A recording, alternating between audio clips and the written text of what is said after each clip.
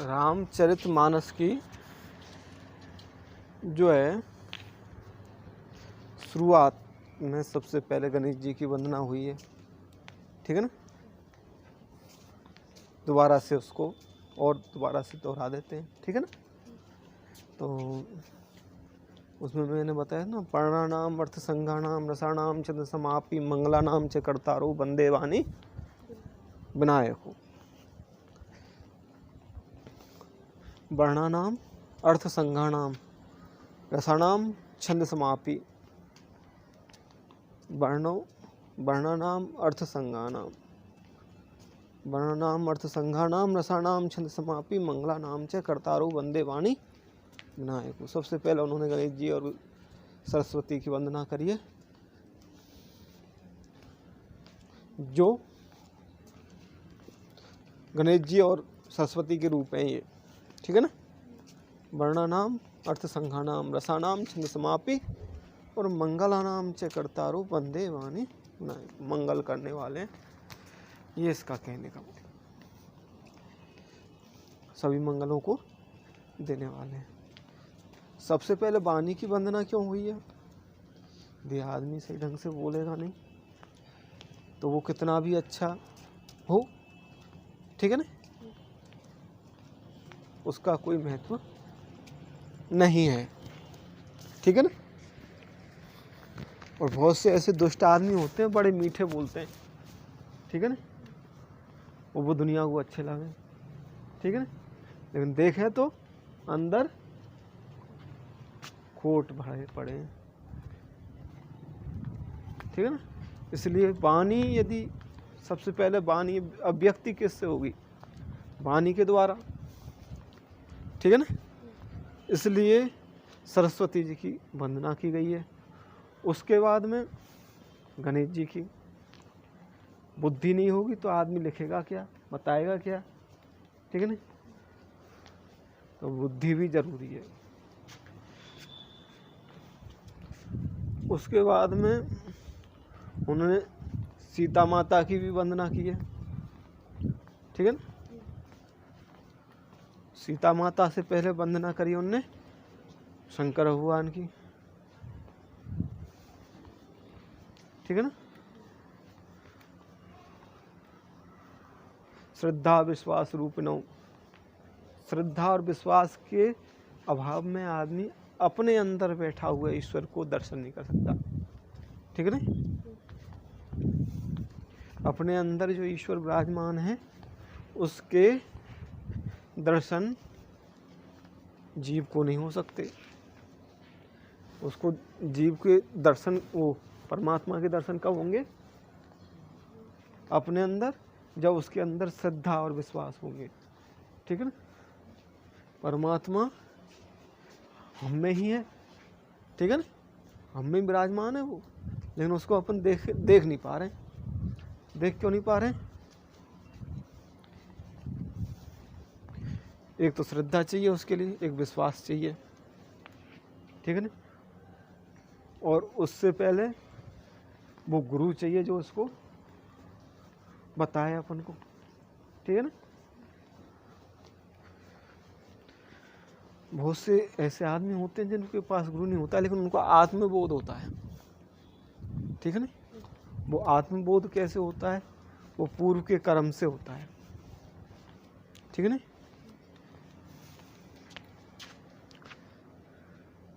जैसे शरीर है, ये क्या है? शरीर क्या है? एक मोबाइल, ठीक है ना। और सिम क्या है? आत्मा, या जो उसमें जो कार्ड लगा रहता है ना, क्या कहते हैं उससे? Memory card. वो आत्मा है, ठीक है ना। उसमें सभी चीज़ संचित रहती है। ये मेमोरी कार्ड तो बहुत बड़ा है, आत्मा तो बहुत सूक्ष्म है, लेकिन उसमें सब कुछ फीड रहता है, ठीक है ना। अब जीव किससे बनता है? जीव किसे कहते हैं? आत्मा और जीव अलग अलग है, ठीक है ना। आत्मा और जीव अलग अलग है। कैसे? ये 3 चीज़ों से बनता है। जीव किससे बनता है? आत्मा, बुद्धि और मन। जीव का निर्माण किससे होता है? ठीक है ना, वो जीव होता है। आत्मा तो आत्मा ही है, शुद्ध रूप है अपना। शुद्ध रूप क्या है? आत्मा। और जीव क्या है? उसमें मिल जाता है मन और बुद्धि। ठीक है ना, जब वो जीव बन जाता है।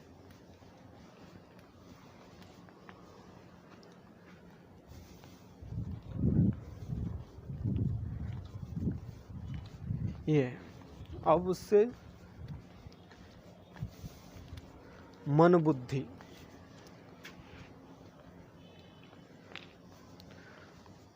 सबसे सूक्ष्म क्या हुआ? आत्मा। और आत्मा से थोड़ा और ऊपर चढ़ेंगे तो अपन बुद्धि, फिर मन। ठीक है ना,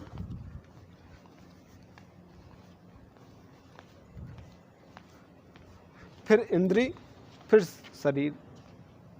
ठीक है ना, जिससे अपन अब मन बुद्धि हुई। ठीक है ना, फिर ये इंद्रियां होती हैं, इनसे आदमी देखता है आँख से।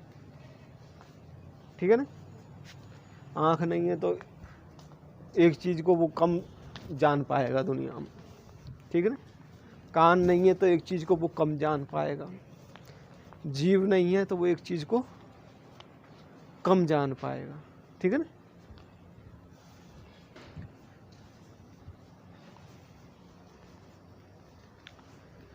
पांच कर्मेंद्रिय और 5 ज्ञानेंद्रियां होती हैं। ठीक है ना, क्या? 5 ज्ञानेंद्रिय, जिससे ज्ञान होगा वो ज्ञानेंद्रिय, और जिससे कर्म होता है वो कर्मेंद्रिय। ठीक है ना, आँख, नाक, कान, मुंह, त्वचा, ये ज्ञानेंद्रिय।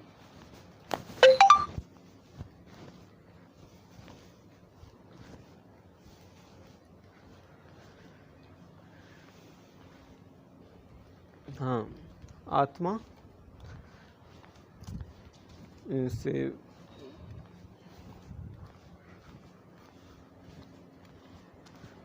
ये जो है, जो आत्मा का शुद्ध रूप होता है, नहीं समझ में आई, वही परमात्मा का रूप होता है।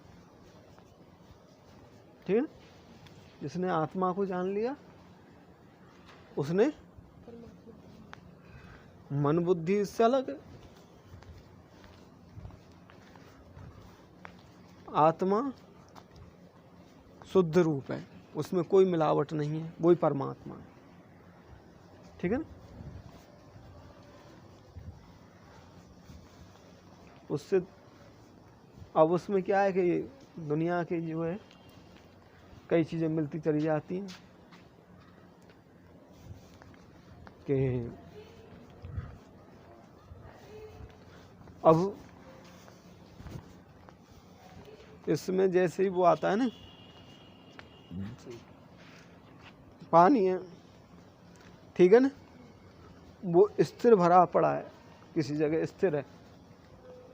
ठीक है ना, और तो उसमें कोई चीज़ नहीं मिलेगी।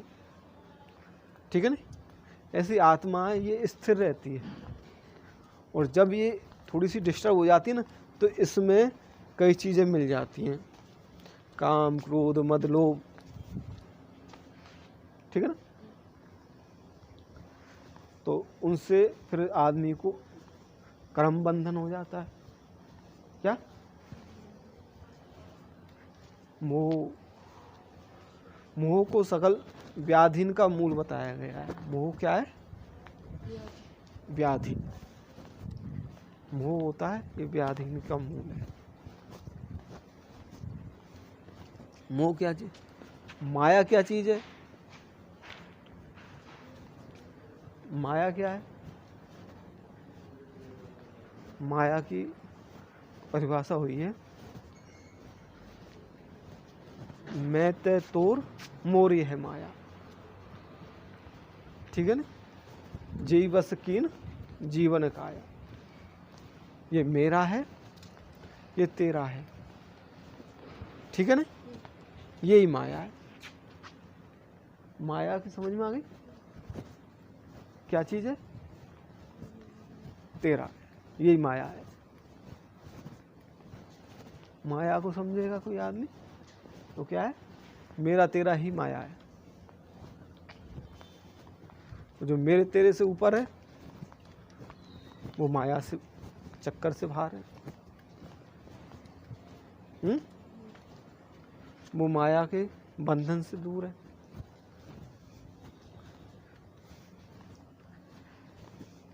आदमी को क्षणिक वैराग्य हो जाता है बेटा, ठीक है ना। वैराग्य कई तरीका का होता है। एक क्षणिक वैराग्य हो जाता है, जैसे आदमी शमशान में जाता है, ठीक है ना, और वो देखता है, ठीक है ना, खाली हाथ आया और खाली हाथ गया। वो देखता है, जब उसको वैराग्य हो जाता है, कुछ लेना देना नहीं संसार में, ठीक है ना। तो ये वैराग्य होता है। इसको शमशान वैराग्य बोलते हैं। इसको क्या बोलते हैं? शमशान में गए और यहाँ आए वो, जब फिर वही मेरा तेरह में लग जाए वो, ठीक है ना। वहाँ तक तो आदमी को ज्ञान रहता है कि कुछ नहीं है, सब बकवास है। और यहाँ संसार में आ जाता है जब क्या कहता है, कितने पैसा छोड़ो वो है, ठीक है ना, कितने पैसा है पास माँ में से मुँह कितने मिले, बाप कितने कर जाओ, ठीक है ना। दुनिया वही माया में घूमने लग जाती है।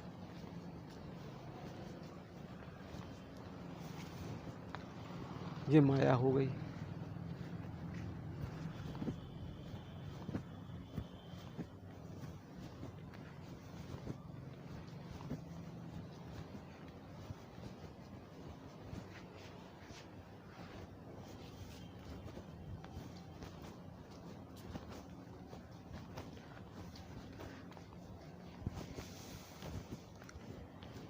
ये शरीर क्या है?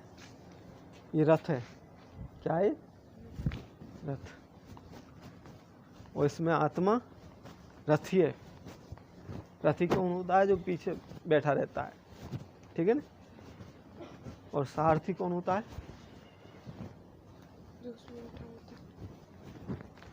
बुद्धि। एक बुद्धि होती है, ठीक है ना। मन क्या है? इसके घोड़े हैं, ठीक है ना।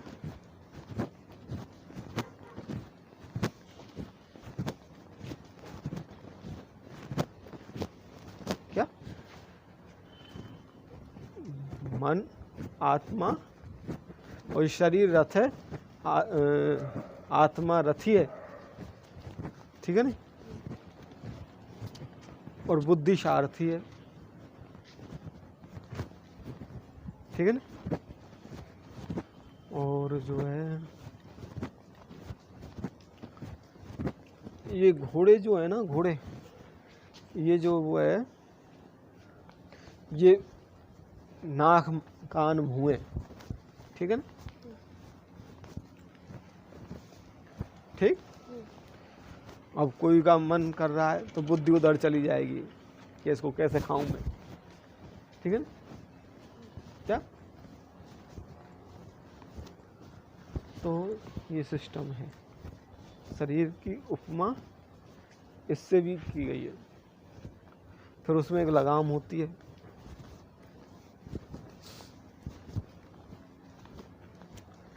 थोड़ा सा इस जगह डिस्टर्ब हो गया मैं। आत्मा तो है रथी, लेकिन अब सारथी कौन है इसमें? मन है कि बुद्धि है? हैं? हैं? बुद्धि भी हो सकता है, मन भी हो सकता है। लगाम जो है बुद्धि हो सकती है उसमें। भाई बुद्धि के द्वारा ही तो कंट्रोल होता है मन है।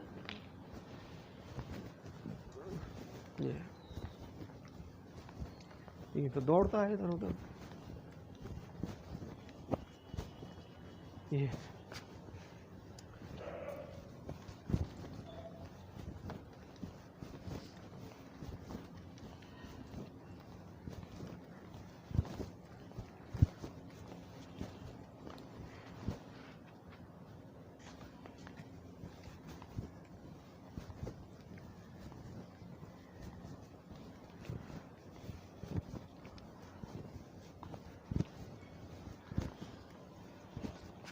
ये सब चीज़ें ना, ये गीता, ये रामायण, ये सब आदमी के अंदर ही है बेटा।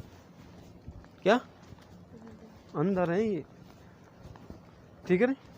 कोई ने तो उसका नाम रख दिया गीता और कोई ने रख दिया उसका नाम रामायण, ठीक है ना। दोनों में एक ही चीज़ है, दोनों में जब जब हो धर्म की हानि बाढ़े मूर असुर अभिमानी तब तब प्रभु धर्म मनुष्य शरीरा हरे भव निज सज्जन पीरा। गीता में आ गया है यदा यदा ही धर्मस्य ग्लानिर्भवति भारत। जब जब धर्म की हानि होती है तब मैं प्रकट होता हूँ, मैं अवतार लेता हूँ।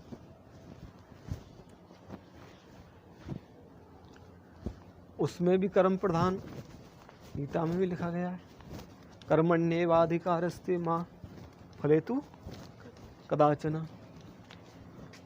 और रामायण में क्या लिखा गया है कर्म प्रधान विश्व कर राखा जो जस करें तो जो जस करें तस फल चाखा, ठीक है ना। दोनों में एक ही चीज है, अलग अलग तरीका से। गीता तो एक शुद्ध रूप है, ठीक है ना। जो हाल साल कोई के दिमाग में बैठे या नहीं बैठे हैं, कोई शुद्ध संस्कृत बोलेगा या शुद्ध इंग्लिश बोले तो घर कोई नहीं समझ सकता उसको, ठीक है ना। और यदि हिंदी इंग्लिश दोनों ही मिला के बोल दे तो सामने वाले को समझ में आ जाएगी, ठीक है ना। इंग्लिश भी जानता है आदमी और हिंदी भी जानता है, एफी के आगे वो इंग्लिश की क्लास चला दी माने, ठीक है नहीं। अब सब चीज़ें वो तो इंग्लिश में ही बता है, माने फिर हिंदी की लगा दी तो वहाँ पर हिंदी वहाँ पे उसका सिस्टम क्या है, आधी इंग्लिश आधी हिंदी। हिंदी इंग्लिश के स्टूडेंट हैं, ठीक है ना।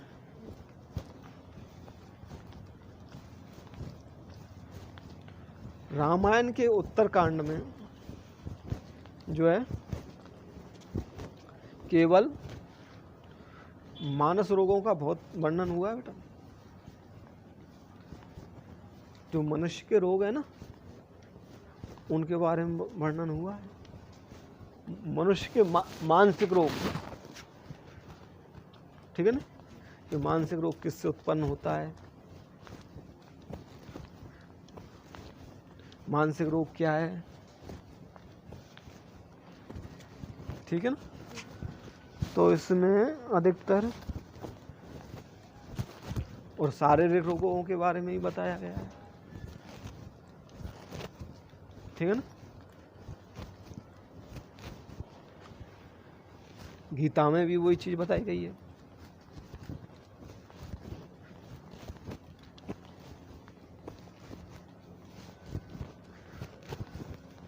मैंने एक दिन बताया था ना, काम क्रोध मद लोभ सब नाथ नरक के पंथ, ये गीता में भी इसी का आया है। यही वर्णन गीता में कैसे आया है, वो संस्कृत में लिख दिया, ये जो है ये हिंदी में क्या रामायण वो भगवान स्वयं ने कही है, ये तुलसीदास जी ने कही है, ठीक है ना।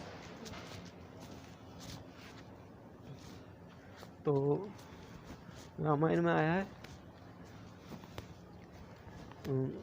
गीता में आया है क्या, काम। सबसे पहले क्या होता है, काम, इच्छा। उसके बाद में क्रोध, इच्छा पूर्ति नहीं हुई तो क्रोध, काम क्रोध मद, फिर मद हो जाता है, और फिर लोभ। काम क्रोध मद लोभ सब नाथ नरक के पंथ। ये किसके, नरक के पंथ। क्या ये कैसे कि इनके वशीभूत होकर आदमी उचित अनुचित का उसको ज्ञान नहीं रहता है कि क्या तो उचित है और क्या अनुचित है, और जब भी कर्म बंधन में वो चला जाता है। आगे समझ में?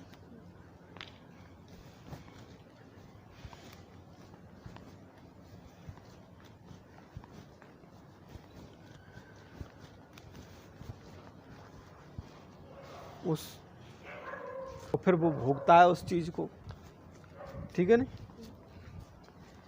इच्छा हुई कि ये चीज़ अच्छी लगी और वो बाने उठा ली, और वो दूसरे की चीज़ है, ठीक है ना। क्या तो बाई टाइम बर्बाद हो जाएगा, अभी बाई टाइम नहीं हुआ तो आगे चल के उसको वो चुकाना पड़ेगा। वो क्या हो गया, उस पर कर्ज हो गया, ठीक है। उसके लिए यदि बा जन्म में नहीं चुका पाया तो अगले जन्म में तैयार है जाए, ठीक है ना।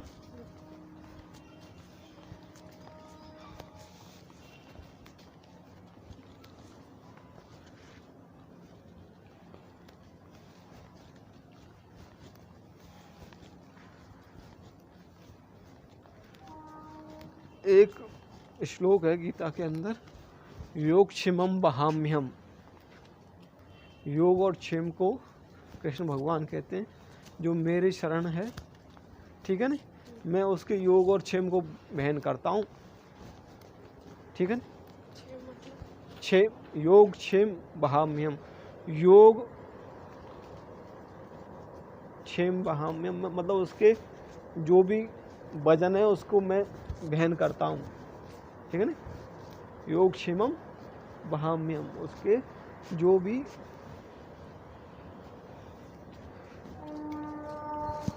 किसी आदमी का जो भी कष्ट होता है उसको मैं बहन करता हूँ, ठीक है ना। कष्ट होता है या दुख होता है या वजन होता है, तो एक संत हुए कोई टाइम पर, ठीक है ना, उन्होंने गीता पर टीका लिखी। गीता पर क्या टीका, गीता पर टीका क्या है, गीता का अनुवाद किया उन्होंने, ठीक है ना। तो उसमें आ रहा था ये योग क्षिमम बहाम्यम, बहन करता हूँ, ढोता हूँ, ठीक है ना। तो उन्होंने दिमाग में, बहुत अच्छे संत थे, उन्होंने उस पर एक लाइन लाल शाही से लाइन खींच दी, ठीक है ना, रेखांकित कर दिया उसको कि भगवान कोई मजदूर थोड़ी है जो किसी के वजन को धोता डोलेगा, ठीक है ना। उनका दिमाग खराब हो गया कि ये तो हो ही नहीं सकता, भगवान मजदूर थोड़ी है जो वो उसको बहन करेगा, ठीक है ना। अब वो उस पर उसी टाइम बाद खींच लाए ना, और तो क्या है कि गंगा जी में नहाने चले गए। उनका क्या नाम था, मधुसूदन। जिन्होंने गीता लिखी है उनका क्या नाम था, टीका, गीता पर टीका जो लिखी है उन संत का नाम था मधुसूदन।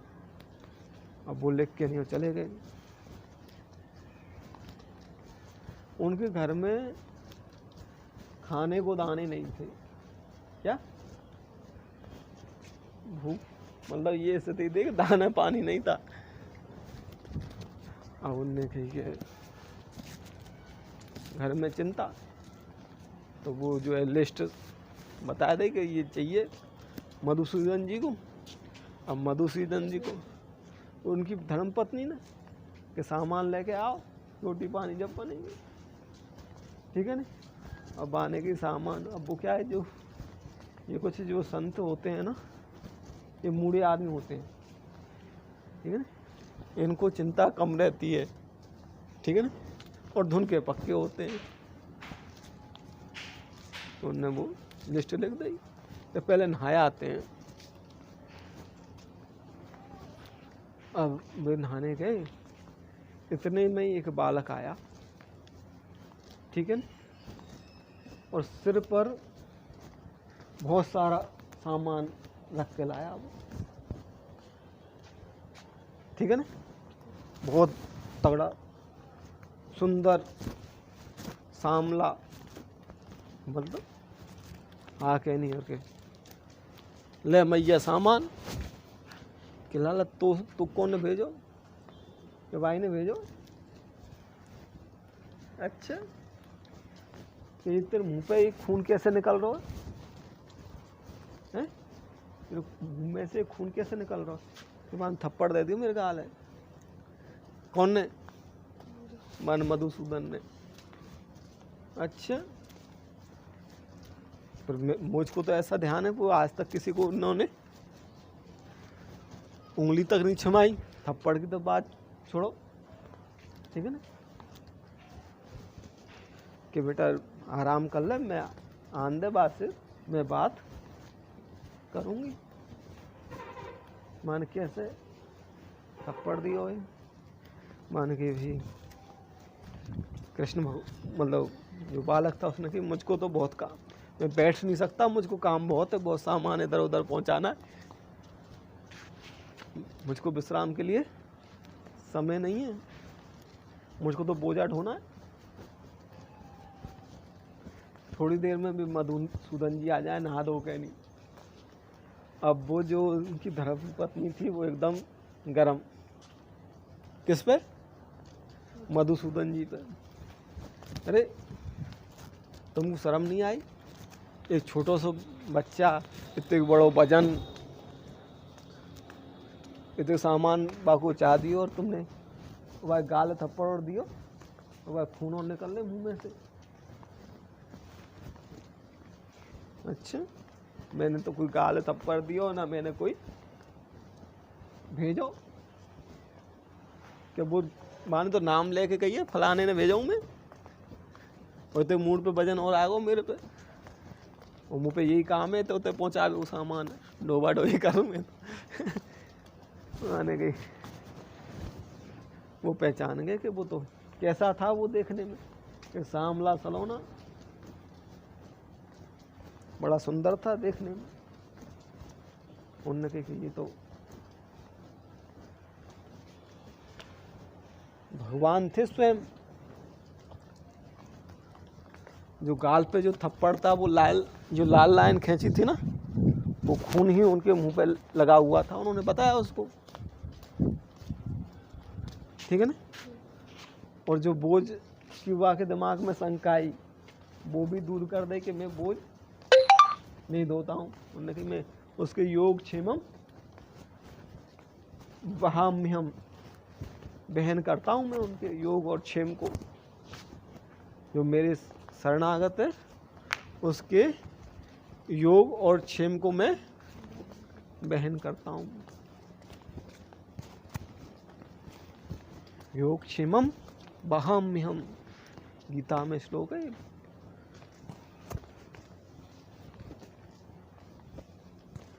तो ये भी है, पर इस चीज को समझना और जानना और इस पे चलना, कह तो दई मैंने कथा, ठीक है ना, लेकिन इस पे चलना बड़ा और इसको समझना, ठीक है ना, यह अलग बात।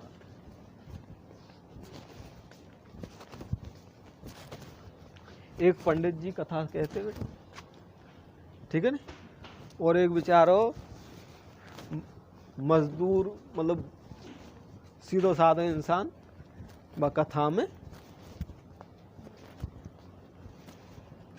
चलोगो, ठीक है ना। अब उनने तो कही कि भाई राम नाम से भवसागर, राम नाम ले से भवसागर पार है जाए। ठीक है नहीं। मैंने कही ठीक है साहब, बाकी दिमाग में बैठ गई राम नाम से भवसागर है जाए तो मेरे नदी पार करके देख लो। ठीक है ना। तो मैंने राम राम राम राम राम कई और वो नदी पार है वो। अब उसके तो धक बैठ गई कि अब तो मिल गया खेल पूरा। ठीक है ना। बाकी रटन लग गई और वो आनंद सब कुछ छोड़ के नहीं जा बैठो एकांत में। और दुनिया पहुँचे बाकी पास और जाओ महाराज जी। अब महाराज जी जो कछु कह दे वही दुनिया को काम है जाए। ठीक है नहीं। दुनिया ने के हिसाब तुम्हारे गुरुजी कौन है कि एक पंडित जी है, फलानी जगह मैंने एक बार कथा सुनी, बिन्ने मुखू ज्ञान दियो। मैंने कही कि यहाँ से बढ़िया तो बस गुरु के पास चलो, ऐसे हम सिद्ध रह जाएंगे। ठीक है ना। गुरुजी से कही भाई गुरुजी दुनिया है कहीं बाकी पैरन में गिर पड़ी। माने पूरी कथा सुना दी, ऐसे ऐसे मैंने नदी पार करी।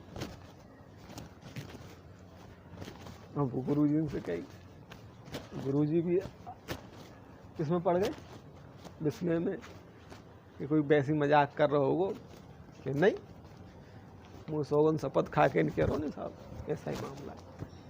मान के यार हमको तो पता ही नहीं कि हम इतने बड़े सिद्ध हैं। क्या हम इतने बड़े सिद्ध हो गए। तो वो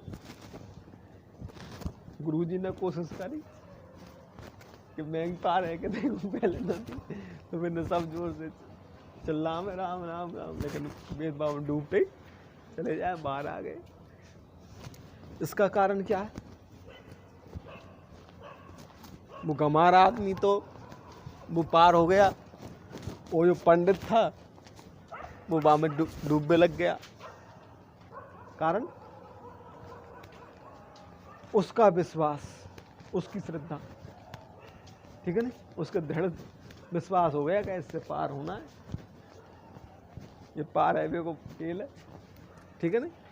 तो उसके विश्वास की चीज़ है वो। माने जाने कितने राम नाम रट लिए होगो। ठीक है ना।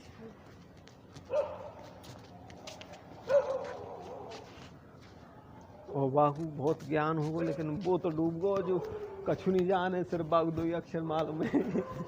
वो पार है क्या, राम नाम से ही पार है वो तो। और जो बहुत ज्ञानी हो वो वाम डूबने लग गए, क्योंकि बाकू खुद के बा ज्ञान पे विश्वास नहीं था। वो उसका पेट पालन करने का जरिया था वो। क्या कि दुनिया है राम राम लिब्बा और पेट भरो। ठीक है ना। बाकू और ज़्यादा से ज़्यादा कोई लेना देना नहीं है वह राम नाम से। ठीक है ना। पुजारी का मंदिर में क्या पर्पज होता है, सुबह शाम आरती कर दे। ठीक है ना। लेकिन ठाकुर जी के नाम दर्शन नहीं दे हैं। क्यों, उसको तो ये कि आरती करूँगा तो दुनिया कछु चढ़ावेगी, कथा बाँचूंगा तो कछु आवे वो। तो ये मेन चीज होती है। अधिकतर ये इनको खुद विश्वास नहीं होता है भगवान पे। क्या ये सब कुछ हुए जाने, लेकिन विश्वास नहीं हो। ठीक है। और जब विश्वास होता है तो वो छोटी मोटी चीजें काम कर जाती। ठीक है ना। और विश्वास नहीं हो तो आदमी सीताराम। साइकिल का सिस्टम क्या है, साइकिल कैसे सीखते हैं, तो कॉन्फिडेंस हो जाता है आदमी को। ठीक है ना। वही आदमी पहले रहे वही पीछे रहे, लेकिन उसका कॉन्फिडेंस डेवलप हो जाता है उस पर। शुरू में तो बहुत डर लगा होगा, पट गिरो में, और गिरा ही है वो, फिर उसको फिर विश्वास होने लग जाता है कि ये तो ऐसे भी रख के चलती है।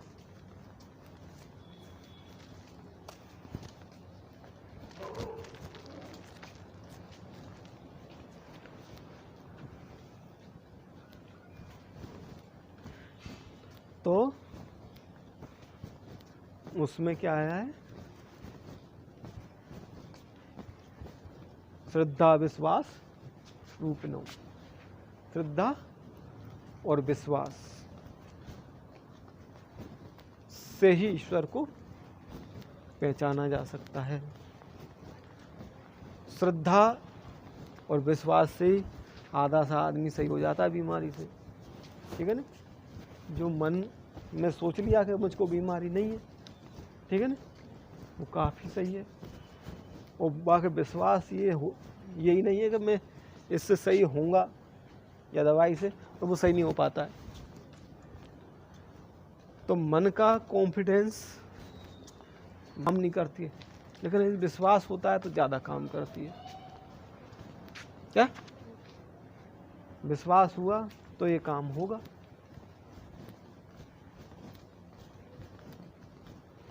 और विश्वास नहीं हुआ तो वो काम थोड़ा सा कम इफेक्टेड होता है। ऐसा कई बार होता है, खूब बढ़िया चालक है, यदि उसका विश्वास होता है ना बेटा, ठीक है ना, तो वो पार हो जाता है, ठीक है ना। खुद पे विश्वास होना और भगवान पे विश्वास होना।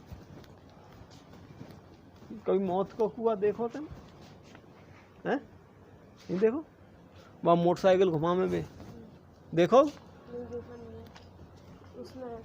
किसमें? फिजिक्स में। तो एक फिजिक्स का तो नियम उस पर है ही है, लेकिन खुद आदमी का भी नियम उस पर काम करता। इतनी तेज मोटरसाइकिल चलाता है वो, उसमें बहुत तेज मोटरसाइकिल चलती है, हर एक कोई तो बात देख नहीं सके, हैं? तो उसका खुद का विश्वास होता है, जब वो मौत के कुआं में चला सके भाई। नेक्सो भी यदि बैलेंस चूक जाए नहीं बाको, तनिक सा नेक भी कॉन्फिडेंस उसका डगमगा जाए तो तुरंत खत्म है वो। क्या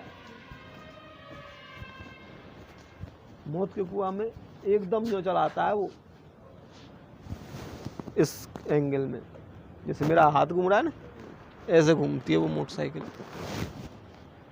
और नेक भी उसका दिमाग डगमगा गया तो गया,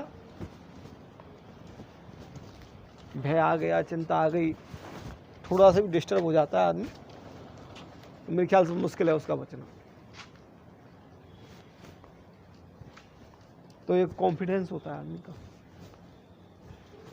विश्वास।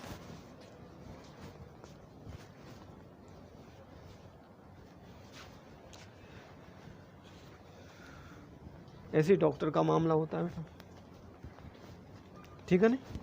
वो कितने सूक्ष्म ऑपरेशन करता है आदमी का, नेक यदि इधर उधर हो जाए नहीं, जैसे माइंड का ऑपरेशन कर रहा है, ठीक है ना, और नेक भी यदि कोई नस डिस्टर्ब हैगी ना, जिंदगी भर को वो हिस्सा खत्म ना, फिर उस पर विश्वास करना पड़ता है आदमी को कि नहीं करवाना है भैया।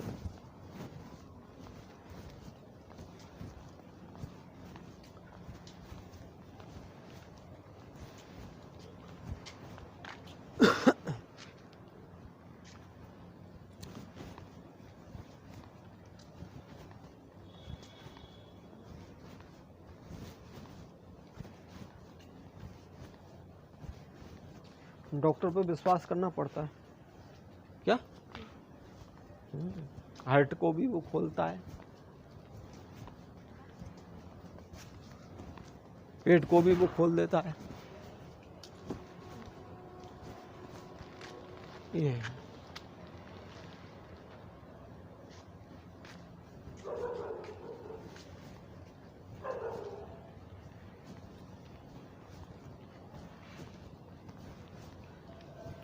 बल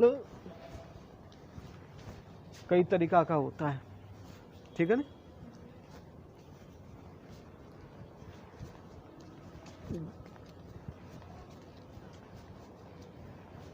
अपबल,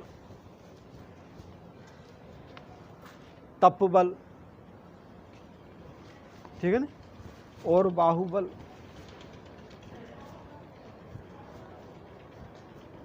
और चौथा है बलराम। क्या? द्रौपदी का जब चीरण हरण हुआ, ठीक है ना, तो पहलवान ने खुद ने कोशिश करी बचने की, ठीक है ना। फिर तपबल अपना जो भी तप था वो लगा दिया उसने, तब भी नहीं बची वो। फिर अपने पतियों की तरफ झांकी वो, ठीक है ना, उन पे भी नहीं बची वो। क्या? उसको बड़ा अभिमान था कि मेरे ये जो है पति हैं, ये बहुत बलवान हैं, उन पर अभिमान करती थी, इनसे तो कोई जीत ही नहीं सकता है, ठीक है ना। ये तो ना क्या क्या सोचती है, ठीक है ना। जैसे अमेरिका ने सोचा, ठीक है ना, मेरे पास इतना व्यवस्था है, मेरे क्या होगा, और अमेरिका सबसे कमजोर देश साबित हुआ, ठीक है ना। उसको अपना बल पर अभिमान था कि मैं विश्व का वो हूँ, क्या है, टेक्नोलॉजी, कोई भी नॉलेज, मतलब कोई भी नॉलेज, कोई भी चीज़, वो उसके पास सब चीज़ ज़्यादा है, ठीक है ना। ऐसे ही सिस्टम था रावण का। उसको भी बहुत अभिमान था कि भाई मेरे पास लंका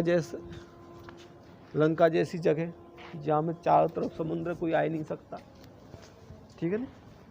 और इतने बलवान मेरी सेना है, इतना अच्छा मेरा दुर्ग है, ठीक है ना। और किससे हार गया वो? तुच्छ वानर और मानव से। जैसे अमेरिका कैसे हार गो, जो जीव दिखता नहीं है ना उससे। ऐसे ही हाथी होता है ना,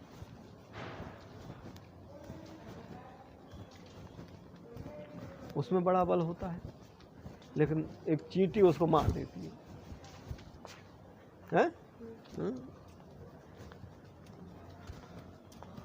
उसकी सूंड में वो चींटी घुसवे लग गई और हाथी को काम हो गया। तो चींटी नहीं मारा है वहां पे, और सब चीजें तो मार सके, चींटी नहीं मार सके। भाई नाक में घुस जाए और फिर भाई खाती रहती है भीतर, पनपती रहे वहां।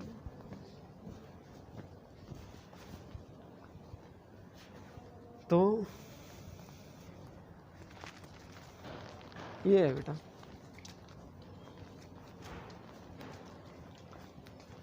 लास्ट में जब उसने क्या है, भगवान का स्मरण किया कि अब तो परमात्मा तू ही बचा, तब भगवान आए। भगवान ने भी देखा कि पहले इसके बल को तो देख ले, जिसमें अभिमान है, ठीक है ना, उसको तो देखें।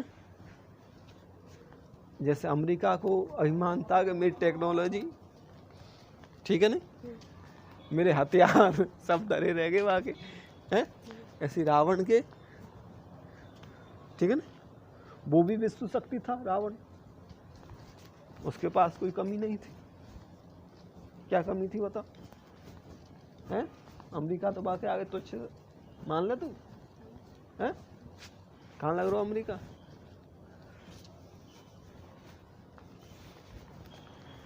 उसका जो पुष्पक विमान था वो इतना ऐसा था कि उस पर कितनी भी संख्या बैठा लो, क्या कितने भी वजन उठा सकता था उस पर, जैसे इतना बड़ा कर दो, जैसे जितना छोटा कर लो उसको, है? तो यही प्रकृति ने इसमें बताया है, यह परमात्मा ने बताया है। क्या यही प्रकृति ने या परमात्मा ने बताया है कि भाई कुछ नहीं है, सब विज्ञान एक बगल रख दूं मैं, लेकिन समझ में आ गई? मेरे पास नासा है, फलाना है, नासा वो काम नहीं कर रही, बाकी भाई टेक्नोलॉजी भी काम नहीं कर रही, बाकी पैसा वो काम नहीं कर रहा, ठीक है ना, बाकी संसाधन भी काम नहीं कर रहे हैं।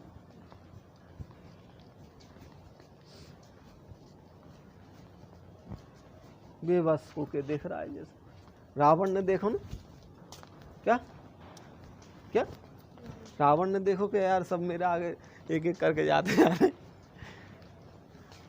वो तो भाई साहब में रहोगे, ये पहले जहाँ तो आ जाए, लंका पे आ, वही मुश्किल है, समुद्र आ जाएगा, चलो समुद्र पार कर लेंगे तो अब हमारे तो राक्षसन को भोजन आ गो है, बिल्कुल भोजन मिल गई, तो वो तो बा इंतजार में, तो बढ़िया है, ये सेना खा लेगी इन्हें बंदर है, भूखे प्यासे बहुत दिन आएंगे इनको, जबकि सब उल्टा हो गया। तो है परमात्मा का ही खेल है, मानना पड़ेगा। एक कथा आती है भागवत में, गजेंद्र मोक्ष, गजेंद्र की। क्या है, एक हाथी था, वो बहुत बलवान था, उसका बहुत बड़ा कुटुंब परिवार था, ठीक है ना, और हाथी में से तो वैसे बल होता है? तो वो अपनी मस्ती में मस्त और अपने आप में एकदम घूमता है, विचरता है, खाता है, पीता है, बहुत तगड़ा परिवार था वो उनका राजा था हाथियों का, ठीक है ना।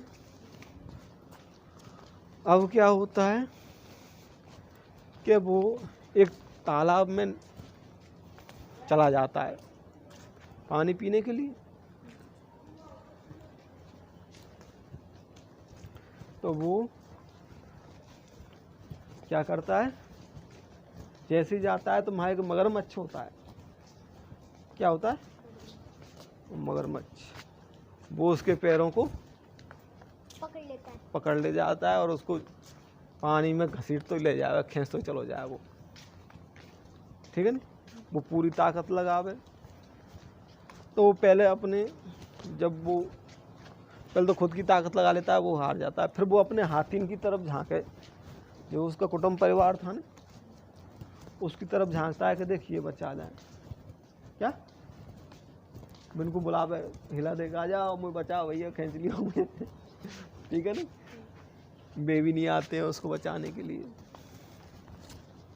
कौन मर भी जाए पानी में, तो मगरमच्छ का बल ज़्यादा होता है, क्या पता एक है कि दो हैं कि तीन है, कितने गए, सबको प्राण प्यारे, ठीक है ना, तो उसको वो छोड़ जाते हैं, खूब वो अपना ताकत फिर खुद की पूरी ताकत लगा लेता है वो, सब हाथी देख दाख के किनारे पे देखें तो सब, लेकिन अब पानी में उतरे कोई नहीं, हाथी देख दाख के काफ़ी देर रह गई, उनमें आपस में जूझते, हाथी और वह मगरमच्छ। अब भाई बेबी इंतजार करते, कछु निकल गए, धीरे धीरे सब चले गए, अब वो हाथी और मगरमच्छ, हाथी खींचे नहीं, वो हाथी तो बाहर निकल की कोशिश कर, और मगरमच्छ वह पानी में मिले जाए, दोनों में बड़ा संघर्ष होता है, हाथी में बहुत विशाल बल था, लेकिन बाकी वो अपरवश मामला हो गया।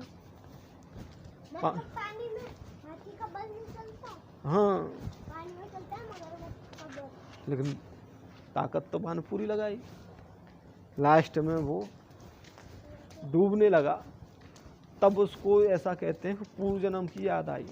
पापा क्या कि मैं ऐसे ऐसे भगवान का भक्त था, और उसको वो एक स्तोत्र बोलता है। क्या बोलता है? एक प्रार्थना करता है भगवान से, ठीक है ना, जिसको श्रीमद् भागवत गीता में, वो श्रीमद् भागवत में आया है, गजेंद्र मोक्ष बोलता है, पता गया है वो क्या? गजेंद्र मोक्ष। भगवान का जब वो एंड डूबने वाला था, तब ऐसा कहते हैं उसको एक कमल लेके नहीं भगवान के लिए उसने अर्पण किया कि भगवान अब तू ही बचाने वाला है। तो भगवान तुरंत आए, नंगे पैर आए, ठीक है ना, तुरंत आके नहीं भगवान ने वो अपना सुदर्शन चक्र निकाला और उसको ग्राह को मार दिया। ग्राह किसको बोलते? मगरमच्छ को। मगर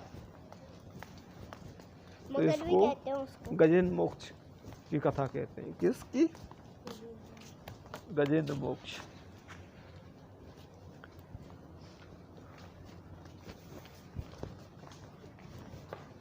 और ये जो श्रीमद् भागवत होती है, ठीक है ना,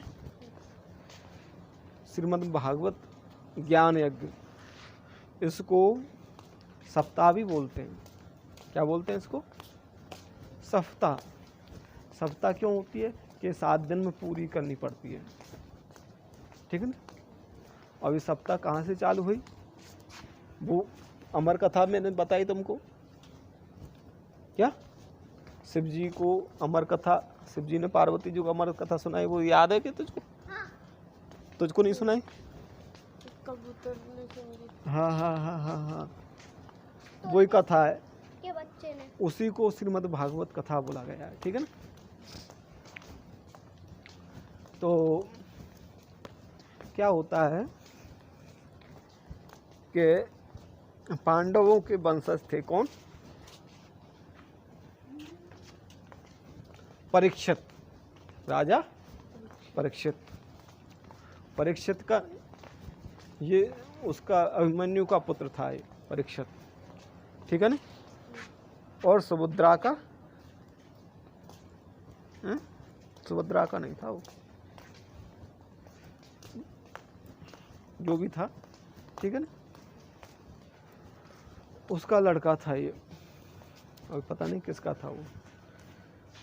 उसका क्या हुआ कि जो अश्वत्थामा था नहीं, उसने इसको मारने के लिए, परीक्षित को पेट में ही खत्म करने के लिए, ठीक है ना, ब्रह्मास्त्र चला दिया।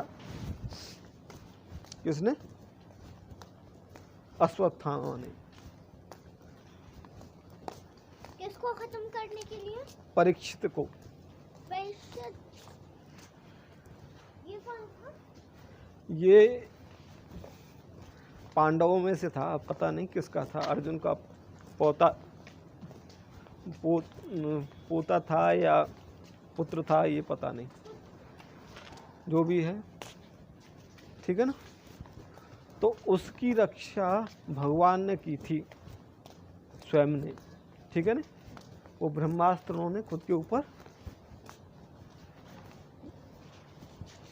ग्रहण मतलब झेला, ठीक है ना। जैसे राम जी ने विभीषण पे रावण ने वार किया था नहीं, ऐसी अश्वत्थामा का ब्रह्मास्त्र किसने झेला? भगवान कृष्ण ने। तो उसका नाम हो गया परीक्षित, भगवान द्वारा रक्षित। उसका अर्थ क्या हुआ? परीक्षित का मतलब जिसकी भगवान ने रक्षा की, इसलिए उसका नाम क्या रख दिया? परीक्षित।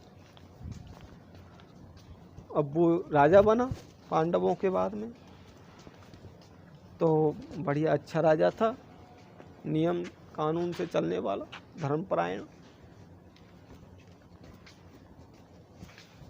एक बार क्या हुआ कि उसकी इच्छा जागृत हो गई कि जो मेरे बुजुर्ग हैं, कौन, भीम, अर्जुन, युधिष्ठिर, उन्होंने वो दूसरे राजान से जीत के नहीं वो लेके आए ना सोने के मुकुट, ठीक है ना, उनको देखने की इच्छा हो गई। किसकी? राजा परीक्षित की। अब वो गया तो वहाँ पे बहुत एक से एक अच्छे मुकुट रखे, तो उसने उनमें से एक मुकुट अपने सिर पे जो अच्छा लगा वो रख लिया, ठीक है ना। और वो किसके लिए चला गया?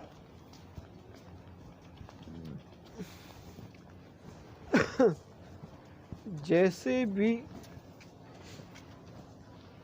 प्रत्येक वस्तु की एक याददाश्त होती है बेटा, क्या?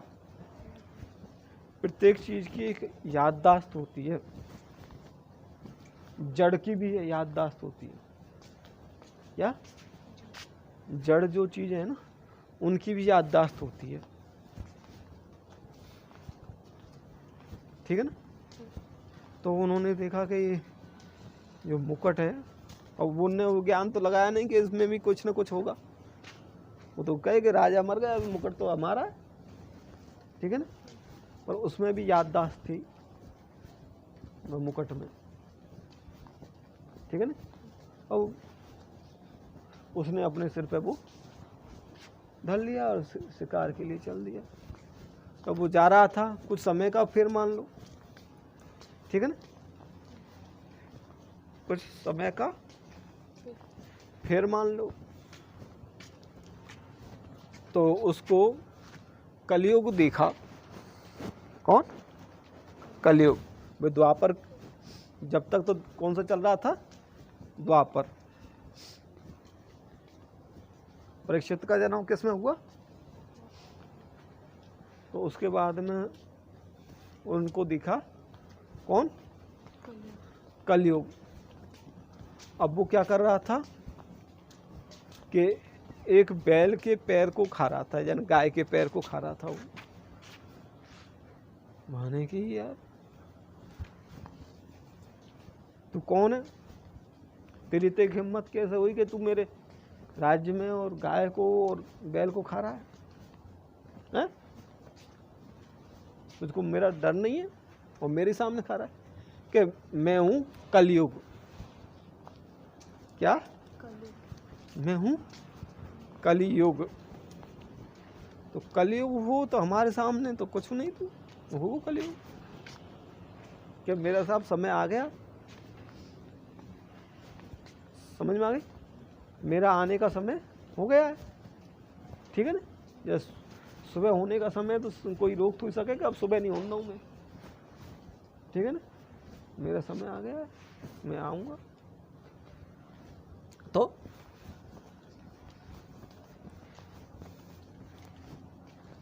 क्या किया जाए कि क्या तो तुम मुझको आने दो, ठीक है ना, मुझको जगह दे दो। यदि तुमने जगह नहीं दी तो मैं सब जगह घूमूंगा, ठीक है ना। उन्होंने कही भाई जगह तो ऐसा कर, तू तो साहब तुम मुझे जगह बता दो, मैं तुम्हारे लाऊंगा, ठीक है ना, मैं वहाँ से नहीं निकलूँगा। मान कही ऐसा कर, तू जुआ खाने में चला जा, ठीक है, जहाँ लोग बाग जुआ खेलते हैं वहाँ तू चला जा। जो भी उनकी दृष्टि में बुरी चीज़ें थी, जहाँ शराब पीते हैं वहाँ चला जा, मदिरालय में चला जा, ठीक है ना, वहाँ पे तू रहे। और जितनी भी जहाँ मांस खाते हैं वहाँ चला जा, ठीक है ना। यहाँ पे भी गंदगी है वहाँ चला जा तू, यहाँ बुरी चीज़ें वहाँ पे तू जा। मैंने कहा साहब कोई धातु और बता दो मुझको। क्या? कोई धातु बता दो कि ऐसा कर, तू सोने में चला जा। और सोने का मुकुट उसने पहन ही रखा था, आज्ञावान दई दई, तुरंत जा बैठो बाकी सिर पे। बाकी बुद्धि नष्ट हो गई किसकी? परीक्षित की। अब वो जा रहा था तो एक ऋषि जो है तपस्या कर रहे थे, या भजन कर रहे थे, या ध्यान कर रहे थे। और उसने क्या है कि वहाँ पे एक उनका जो शिष्य था नहीं, ऋषि का शिष्य, वो एक सांप को मार के पटक गया था, ठीक है नहीं। और वो स्नान करने चला गया तो परीक्षित ने बाहु नमस्कार करी ऋषि को, और वो ध्यान में था, उसने वो नमस्कार कहा। पता रहे कोई ध्यान में या वो उसमें बैठा है तो कौन नमस्कार कर रहा है, कोई राजा आया है, और वो ऊपर कलयुग बैठा ही था, उसके ऊपर आसन मिल गया था उसको, माने कि ढोंग कर रहा है। बुद्धि बिगड़ गई उसकी, राजा की। क्या ढोंग कर रहा है तो यार, इतने बड़ा राजा आया है, परीक्षित राजा आया है,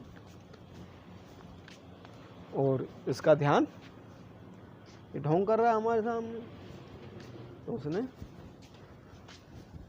उसको क्रोध आया, क्रोध आके नहीं, उसने वो जो सांप पड़ा था ना उसकी गर्दन में, ऋषि की में टांग के आ गया। क्रोध में घर आके पहुंचा, उसने मुकुट उतारा तो उस पर से कलयुग कम उतर गया। क्या? तो उसको होश आया कि यार मुंह पे से एक गलती रह गई, ऊपर से बहुत बड़ा अपराध हो गया। लेकिन तब तक वो ऋषि कुमार जिसने सांप मारा था उसको क्रोध आ गया कि मेरे गुरु का किसने अपमान किया।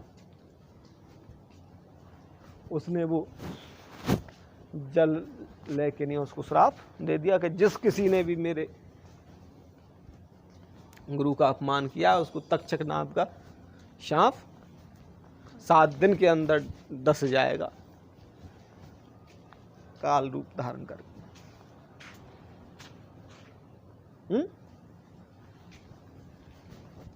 जौनू परीक्षित जी वहीं आश्रम में जा पहुंचे कि साहब ऐसे ऐसे मेरा मामला गड़बड़ हो गया कि अब तो श्राप लग गया। क्या? अब तो श्राप लग गया, ये मिथ्या तो हो ही नहीं सकता है। फिर भी प्रयत्न करो,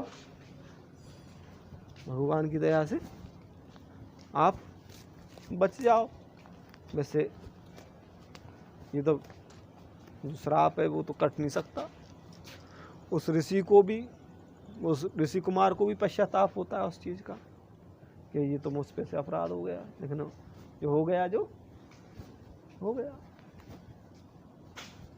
तब राजा परीक्षित, टाइम हो गया,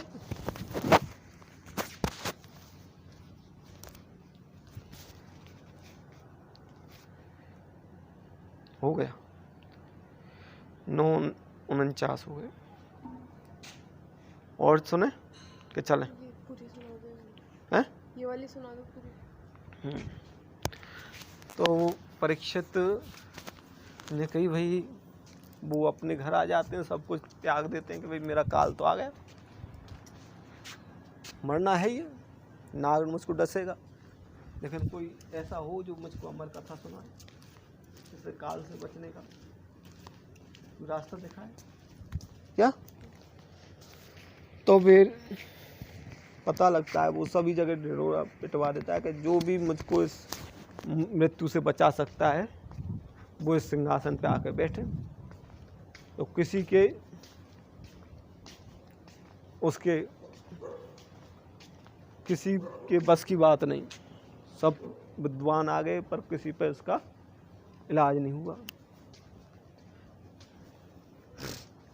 तब उन्होंने, उनके जो मंत्री गए, उनको पता लगे कि वे सुखदेव जी ने जरूर राम कथा, वो अमर कथा सुन रखी है। क्या? सुखदेव जी ने उनको लाया जाए। तो सुखदेव जी की खोज करी। सुखदेव जी ने कही मुझको क्या मतलब, कोई राजा मरे चाहे प्रजा मरे। तब उनको वो समझाते हैं तो वो कहते हैं हाँ चलो चलते हैं। सुखदेव जी को लाया गया, स्थान दिया गया कि परीक्षित को समझाते हैं कि देख मैं कथा सुनाऊंगा, तू कथा को सुनना, ठीक है ना, लेकिन संशय मत करना। क्या संशय मत करना कि ऐसा हुआ क्या, ऐसा हो सकता है क्या, ठीक है ना। यदि तैने ऐसा सोच लिया तो फिर तुझको बचाना मुश्किल है, ठीक है ना। संशय यदि ले आया तो तुझको बचाना मुश्किल है। तो वो भागवत कथा उन्होंने वहाँ पे सुनाई परीक्षित को। अब परीक्षित ने कथा तो सुन ली, लेकिन एक जगह उसको संशय आ गया और उसने नाक धोकर लिया, सुकोड़ ली, बताइए ऐसे सुनिए। नाक सुकोड़ी क्या ऐसा हो सकता है। उन्होंने कहा कि भीम ने हाथियों को घुमा घुमा के ऐसा फेंका कि वो आकाश में अब भी घूम रहे, ऐसा सुनने में आता है। जब परीक्षित ने सोची कि ऐसे कोई फेंक सकेगा हाथी ने ऊपर जो अब भी घूम रहे होंगे आकाश में, उस जगह वो उसकी नाक सुकोड़ी तो उसको कह दिया कि देख भाई और कोई जगह से तो तेरा काल आएगा नहीं, ठीक है ना। इस नाक में ही से तुझको, ये नाक ही कच्ची रह गई तेरी, क्या नाक कच्ची रह गई, तो इसमें ही से तेरा काल है, क्या। जब वो पूजा के लिए उसके जो 7 दिन हुए तो वो तक्षक नाग जो एक बहुत सूक्ष्म रूप लेके नहीं, वो फूल के अंदर बैठ गया। वो किसके अंदर, फूल के अंदर बहुत छोटा रूप लेके नहीं, और जैसे ही बाने वो फूल हाथ में लियो के नहीं, कौन ने, परीक्षित ने, उसको उसने डस लिया। किसको, परीक्षित को। परीक्षित सीताराम, ठीक है ना। तो ये है कि आदमी ये 7 दिन की क्यों होती है कथा, क्योंकि ये 7 दिन में ही आदमी मरता है। 7 दिन होते हैं और इनमें किसी न किसी दिन मरता है। 8वां दिन नहीं होता है, 7 दिन ही होते हैं ना, इसलिए 7 दिन की होती है सब।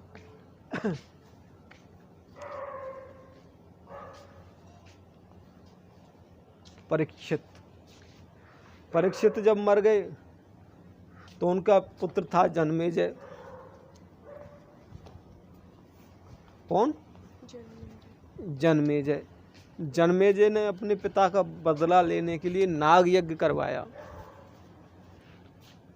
क्या, जो अपन का जगर है ना, जगर बांध, यूँ कहते हैं, इस जगह नाग यज्ञ हुआ था। वो जन्मेजय ने जगर में नाग यज्ञ करवाया, और जब वो ब्राह्मणों ने वो यज्ञ किया तो अब वो जो तक्षक नाग था नहीं, वो इंद्र के आसन से लिपट गया जाके। किससे, इंद्र के आसन से। उनने कही ये तो अब सब नागन को नंबर आ तो जा रहा हूँ लास्ट में वो, लेकिन वो तक्षक नहीं हटे मान से। क्या, तक्षक ने देख कर ही जकड़ बना ली, तो वो इंद्रासन, इंद्र के बाहर नहीं छोड़े, आसन से लिपट को पैर से बाहर नहीं छोड़े बन की। अब तो लास्ट में उनने के इंद्र सहित होम कर दो इसका, किसका, तक्षक का। तो इंद्र आसन के सहित जैसा कहते हैं कि उसमें आने वाला था। जब सब देवताओं ने ऋषि मुनि ने जन्मे से हाथ जोड़े कि भाई ऐसा मत करे। भाई लड़ाई तो अपन की उससे थी और उसको भी श्राप था इसलिए मरा तक्षक के, उसकी भी कोई दोष नहीं है, ठीक है ना। इस नाग को काल भी बोलते हैं बेटा, और काल को मृत्यु भी बोलते हैं, ठीक है ना।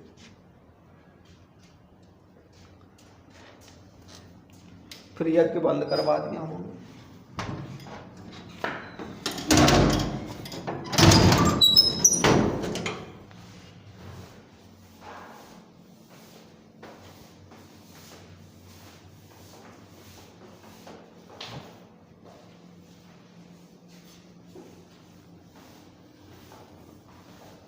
दुनिया भी सुनती होगी अपन की कथा है, कथा नहीं है। यही है, पूछ ले।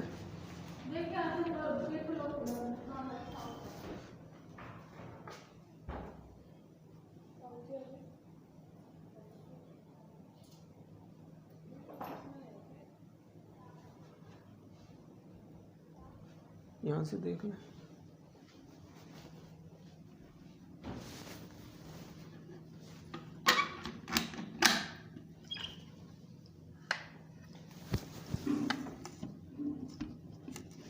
कुंडी लग रही है शायद, यहीं दिखे लाइट जल रही है, देख ले फिर।